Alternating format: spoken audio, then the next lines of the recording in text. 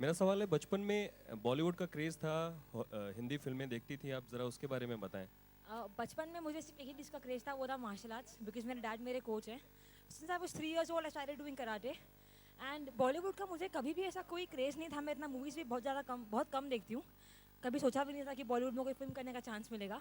तो जब मिला तो मैंने ऑब्वियसली हाँ बोला, because the story is great, the character is out of the world. Maddy sir, Raju sir, everybody is fantastic, so I couldn't say no, and I am here today. Thank you. And पहली choice अब क्या रहेगी साला खड़ूस के बाद, फिल्में या game? I would love to do films because मेरा ये एक्सपीरियंस बहुत अच्छा था। एक बहुत डिफरेंट एक्सपीरियंस था मेरे लाइफ में जो मैं करती हूँ उससे। But I will never ever stop training. I might fight if I train properly for it.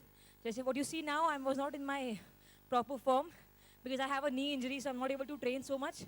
But if I have to fight, I'll train very hard and do it. But I'd love to do films. I love it. I also have a knee injury.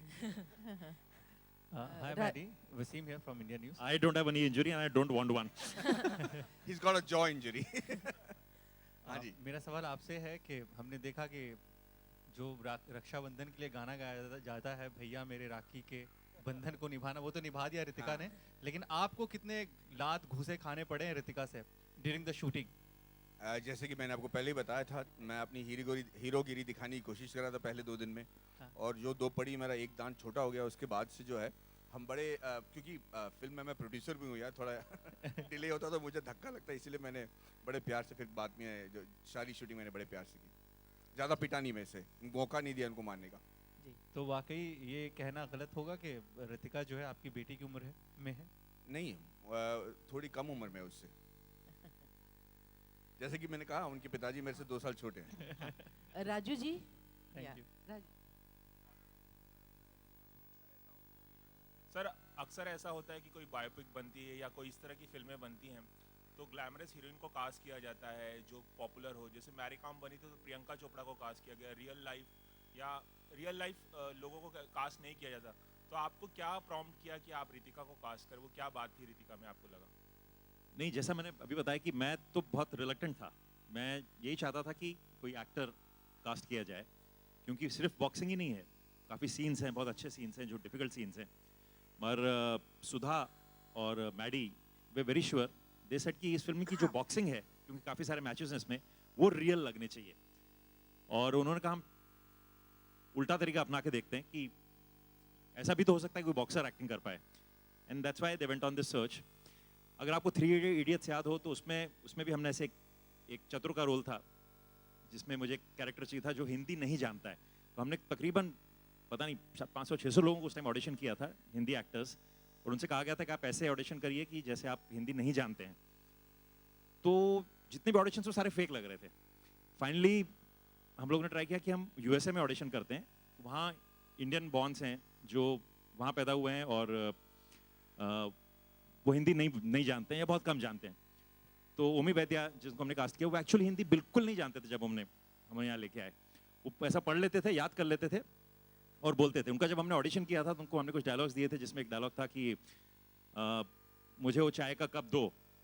तो उनको 2 समझ में नहीं आता था, उनको 2 लगाए ये है, तो वो ऐसे कहने लगे मुझे चाय का कप दो।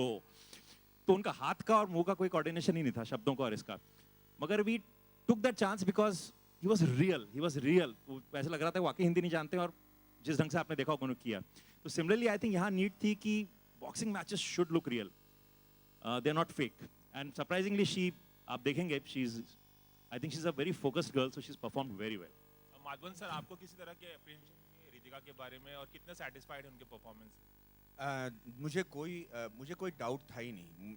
मैं हमेशा श्योर था कि अगर इस फिल्म को रियल दिखना है, अगर मैं जिस तरीके से हम लोग इस फिल्म को ड्रीम कर रहे थे, अगर वो दिखना है तो she has to be a world class boxer. और जो उम्मीद हम लेके आए थे कि हमको अगर ऐसी लड़की मिलेगी तो हमारी फिल्म जो है वही बनेगी जो हमने सोचा था, उससे कहीं ज़्यादा मुझे रितिका ने दिया। आज तक मैं आपको बताता हूँ, कोई भी शॉट चेन्नई में रीटेक नहीं हुआ गया because of Ritika's performance or her dialogue delivery or the way she spoke Tamil or the way she spoke Hindi। कोई एक बार भी इस लड़की की वजह से हमको रीटेक नहीं लेना पड़ा, ये बात सच है। मैडी जी, जी मैडी जी, आपसे राजू जी भी, सिद्धार्थ जी जी हाँ, जिस तरह से प्रधानमंत्री ने कहा है कि खेल किसी भी फॉर्म में हो उनकी गवर्नमेंट इसको प्रमोट करेगी, तो क्या खेल मंत्रालय की तरफ से आप लोगों को कोई सपोर्ट मिला? नहीं, या- हम गए नहीं खेल मंत्रालय के पास कोई सपोर्ट लेने के लिए। हमने फिल्म बनाई है और अब हम चाहते हैं कि अब फिल्म बन गई है तो हम काफ़ी लोगों को दिखाना चाहते हैं जो भी स्पोर्ट्स से कनेक्टेड लोग हैं, और वो देख के अगर इसके बारे में बात करेंगे तो हमें खुशी होगी। जी राजू जी, आपकी जो फिल्में होती हैं, मैं ही हाँ। राजू जी, आपकी जो फिल्में होती हैं वो कहीं ना कहीं कुछ ना कुछ मैसेज देती हैं, तो ये जो साला खड़ूस है इसमें क्या मैसेज है? अब आप फिल्म देखिए। फिर भी कुछ नहीं, हर बार ये नहीं है कि कोई सोशल मैसेज होना चाहिए, पर आप फिल्म देखेंगे तो कुछ ना कुछ आपको टेक अवे मिलेगा कि how you fight against odds, perseverance, और if you decide, if you focus, you can really achieve what you want. That's a takeaway of the film. जैसा कि ट्रेलर में कहा गया है कि अगर उसमें से पॉलिटिक्स निकाल दी जाए तो क्या ये उस पर भी कुछ प्रहार करने वाली फिल्म है? आप थोड़ा छोड़ दीजिए फिल्म को देखने के बस 29th को अभी रिलीज हो रही है, 29th को Hi, हम आपको उसके पहले दिखाएंगे। हाय। सेट पे खड़ूस कौन था? सेट पे खड़ूस एक्चुअली दो भी नहीं, एक ही थी, सुधा मैम जो हमारी फिल्म की डायरेक्टर हैं। वो हम सब उनको हिटलर बुलाते हैं क्योंकि वो बहुत मतलब she is a task master, and जब तक उनको वो चीज़ नहीं मिलती है जो उनको चाहिए, she will not stop, she will make you go and she will make you give your 500% for a shot. That's how she is. Hi. अभी तो एक और कंपटीशन होगा जहाँ पर कई सारी अदाकाराएं होंगी आपके सामने, उसको कैसे आप क्या स्ट्रेटजी उसके पीछे है, या डैड से कभी बात की आपने इसके बारे में? सिंपल है, 2 लाते 2 घुसे। नहीं, मैं बहुत अच्छी हूँ मैं ऐसे काम नहीं करती रिंग के बाहर मुझे घर पे अलाउड नहीं है किसी को ऐसे रिंग के बाहर मारना। मेरी आज तक कोई लड़ाई नहीं हुई है रिंग के बाहर, सिर्फ रिंग के अंदर। वो डैड ने सिखाया है। एंड जहाँ तक कंपटीशन की बात है, मैं आई थिंक मेरा मार्शल आर्ट्स की बैकग्राउंड की वजह से मैं कभी लाइफ में इनसिक्योर या जेलस फील नहीं करती। मैं सबको अप्रिशिएट करती हूँ, किसी के अंदर टैलेंट है, किसी के अंदर वो बात है, तो आई से कि okay wow she deserves it, जहाँ पे वो आज हैं वो डिजर्व करती हैं।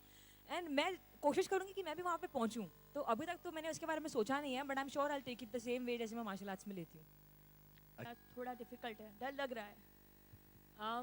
डर तो कभी ऐसे लगा नहीं, लेकिन मुझे in spite of being a fighter, I think मेरे लिए सबसे डिफिकल्ट चीज़ थी फाइट सीन्स करना, क्योंकि जैसे आपको मारी सर ने बताया, मैं भूल रही थी कि रियल लाइफ फाइटिंग और रियल लाइफ फाइटिंग अलग चीज़ें होती हैं। तो मैं I used to go full out, full on, और मेरी जो ओपोनेंट्स थी वो भी मुझे बहुत मारती थी, तो मेरा हेडेक वगैरह बहुत ज़्यादा होता था। जैसे आपने देखा जो हम लोग हिट्स लेते हैं, वो बहुत ज़ोर से आपकी पूरी बॉडी ऊपर से नीचे तक पूरी हिल जाती है, तो उसके बाद में योर हेड स्टार्ट्स एकिंग, थोड़ा सा इट स्टार्ट्स एकिंग, आप वो बर्दाश्त नहीं कर सकते। तो मेरे साथ में वही हुआ कि मैं भूल रही थी कि ये दोनों अलग चीज़ें हैं। तो माइडी से used to come to me and say, Ritika relax, we know you are a fighter, we don't need to see that now, just say what we do, just do what we are saying and just follow, थोड़ा slow करो, थोड़ा easy तो वो ये थोड़ा तो- difficult चीज़ था।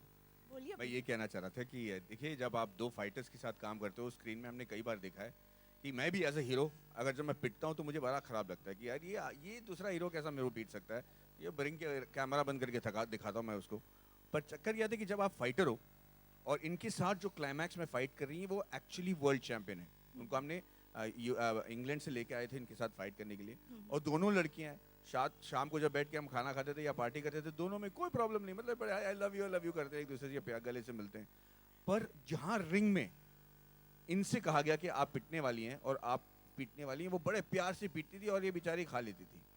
पर जब एंड में हम उनसे कहते कि भाई आपको अभी थोड़ा पिटना है, वो हालांकि दिमागी तौर पे वो हाँ कहते थे, लेकिन बॉडी के तौर पे पिटने के लिए लायक रेडी नहीं थे वो।